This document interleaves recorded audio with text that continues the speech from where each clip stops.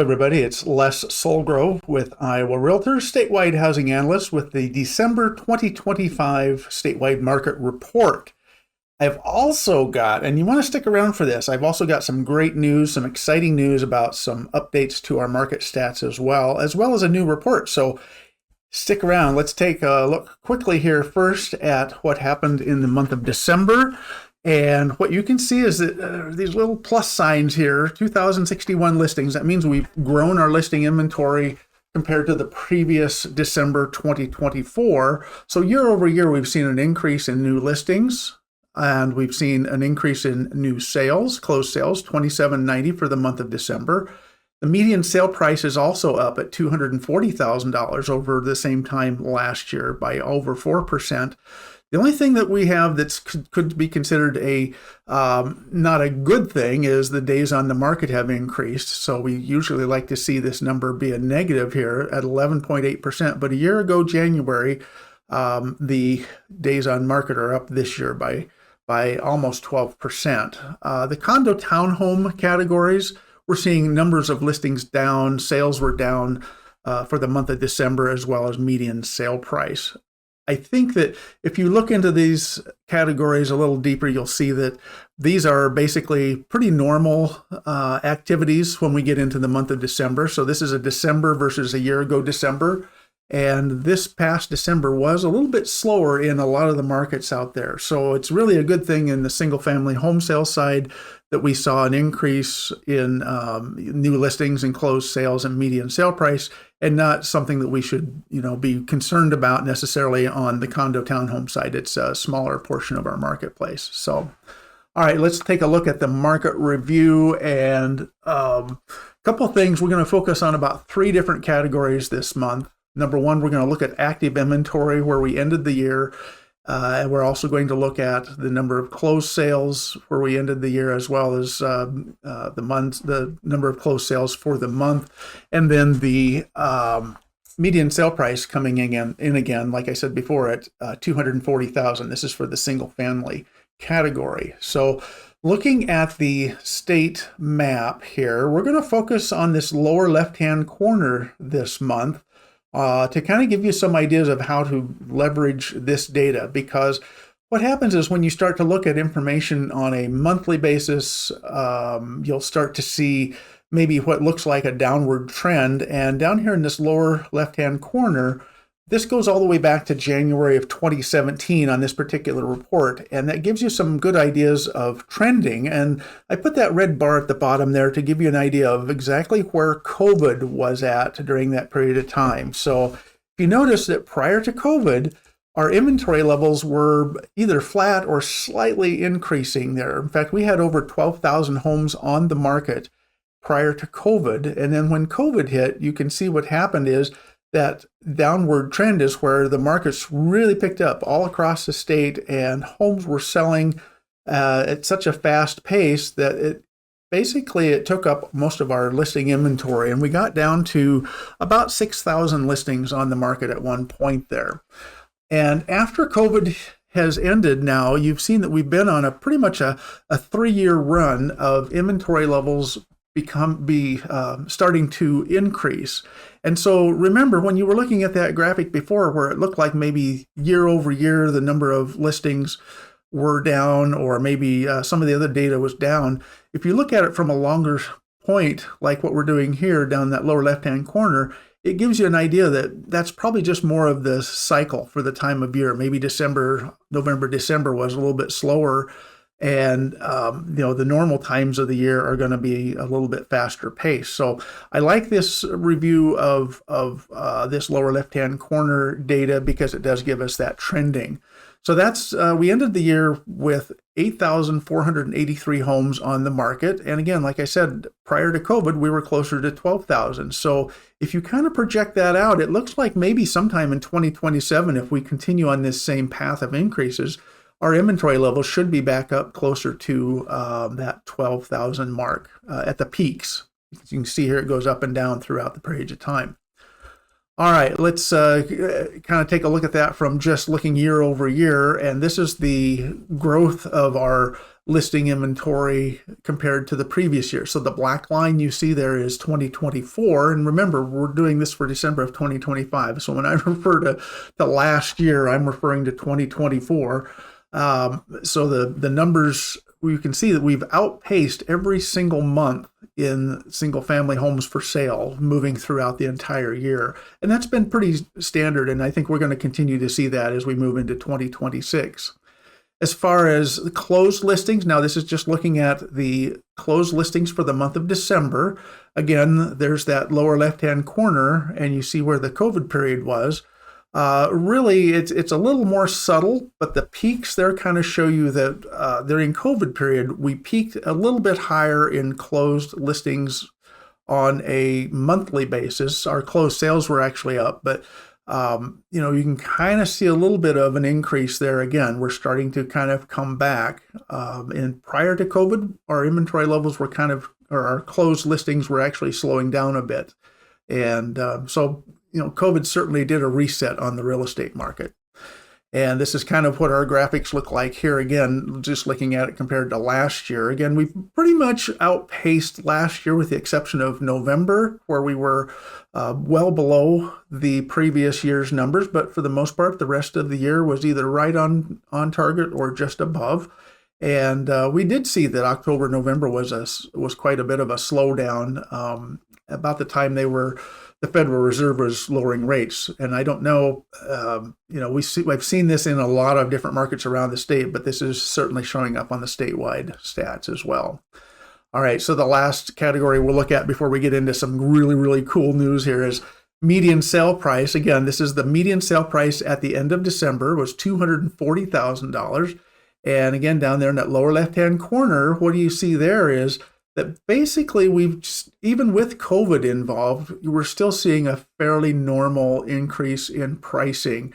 And, some of the things that we see have been very, very affected by COVID. In fact, just this little bit right here, you can kind of see that number was up as we got out of COVID, and pricing, the sellers felt like pricing was a little high based on what was happening during the COVID years, and we've started to see an adjustment of our sale prices as we move forward. So if anything, if you were to take this line and drop it down, we're probably pretty much right on track with where we probably would have been with or without COVID at that point. So $240,000 is not an exorbitant increase in pricing that we've seen over the time. It's kind of right where we would have expected to be anyway. So, and again, here's that number as well, that $240,000 each month are, with the exception of January last year, we were right flat with the previous year, but we have increased our median sale price for the most part throughout the year.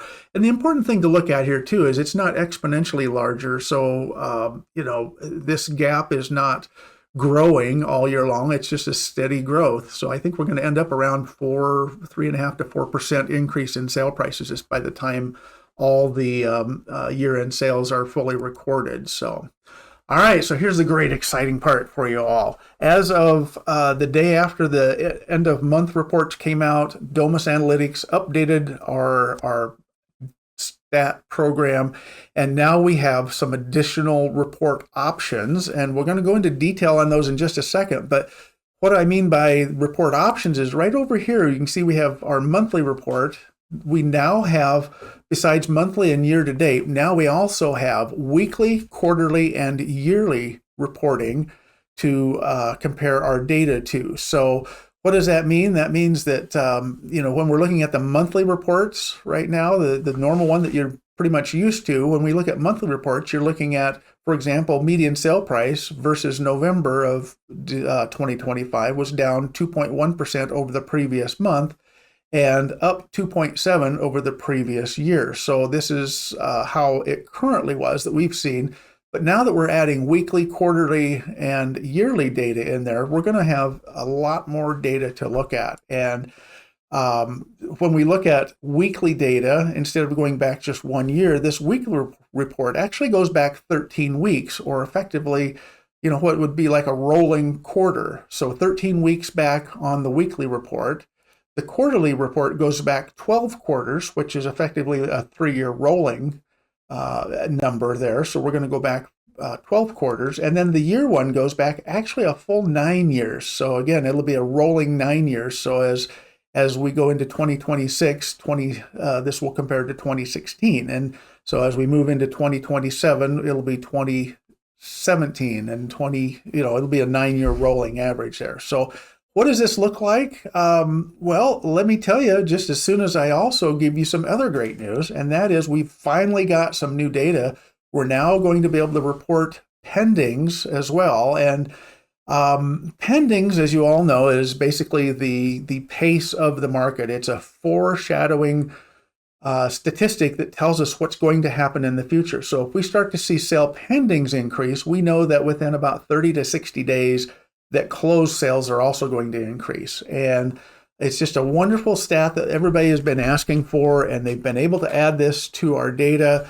And you'll see it's right here on the market review. The market review that you now can go to will include new pendings. And this is both on the Iowa statewide form, but also on your local board market review dashboard. And this is where it will appear here, is down about midway down.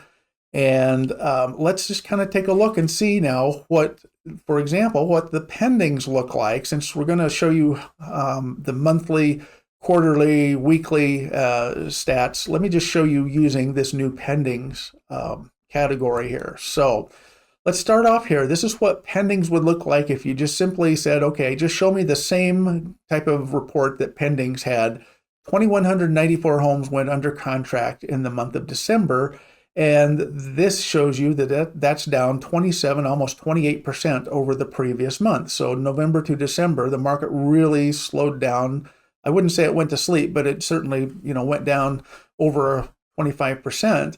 And if you look at that compared to December of 2024, it's even slower pace sales than a year ago by 2.7 from a year ago. So 27.8% is from November 2025, and 2.7% decreases from December of 2024. So this is the one we're kind of already used to, looking back 1 year or 1 month. So how does this going to look when we look at weekly? Well, remember, I said it goes back for 13 weeks. So 13 weeks back from effectively January 3rd is the date that this was updated. So 1 week prior to January 3rd was December 26th. And you can see that now we're starting to see, instead of what looks like a downturn, we're seeing that we actually hit the bottom in that last week. And we're actually up 21.5% over the previous week. So 368 homes went under contract during that weekly period. And over a period of a year ago, again, we're still playing catch up. It's almost 61% down over the previous time last year. I expect that number to maybe change as we move forward into the next category, or into the next month, or even in the next 2 or 3 weeks here. So this is weekly. And quarterly, again, we said that one goes back 12 or 13 quarters. I think it's 12 quarters, whatever it said. It goes back to Q4 of 2022. And now you're also beginning to see from the long period here at 9,000 homes that went under contract in the fourth quarter of 2025. So Q4 of 2025, those 3 months, we had 9,000 homes went under contract. And that's down a little bit from the same period, quarter three. So quarter three to quarter four. So June 1st through September 1st, we're down a little bit, but that's kind of normal because that's coming off of the spring and summer markets. But going back to Q4 of 2022, you can see these little peaks here.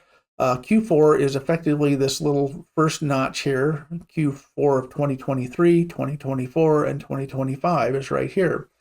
And the one thing I want you to notice is that we are actually increasing at our peak points here. So this would be through the middle of the summer markets. So this is going to give us an idea, is maybe overall, is the market picking back up? At what pace is it picking back up? We actually saw a pretty decent increase here in 2024, and I would expect we're going to see that same thing.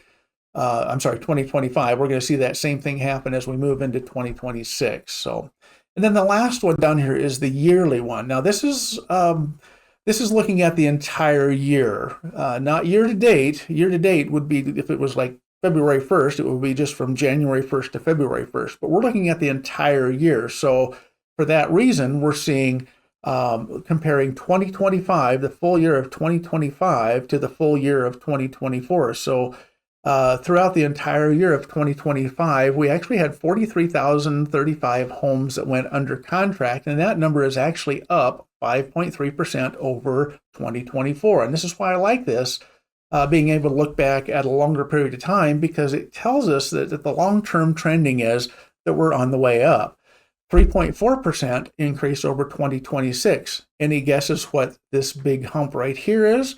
Well, of course, that's during COVID, when we saw increases of home pricing and home sales. Home sales went up dramatically during that 2.5 year period of COVID. So again, if you were to draw a trend line here, without this in here, we're just seeing some pretty nice steady increases in the number of sale pendings. So that is basically the show this month. I just want to remind you all where you can go to get these stats, including these new updated stats. You go to iowarealtors.com and either come up here to the top and click on News and Market Stats, or you can go directly to the URL, which is iowarealtors.com/housing-stats. It'll bring you right to this homepage. And again, the monthly, quarterly, and yearly reports are available on that market report that we were just looking at here. So here's the statewide dashboard. And again, with each individual county, you can click on these counties and drill down by median sale price, closed prices, single family condo townhomes, whatever you want. And then when you want to reset that, just come over here and hit all counties, and you'll be able to see where you're at within any of these subcategories.